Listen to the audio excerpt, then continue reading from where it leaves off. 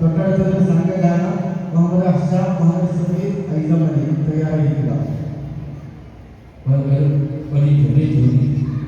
ഒരു കാര്യം പറയാനുള്ളത്, വേസ്റ്റ് കവറുണ്ട് അത് അതിൽ തന്നെ കുപ്പിയിടണം, വേറെ കുപ്പിയിടരുത്, ഗ്ലാസ് ഒക്കെ നിലനിടണം.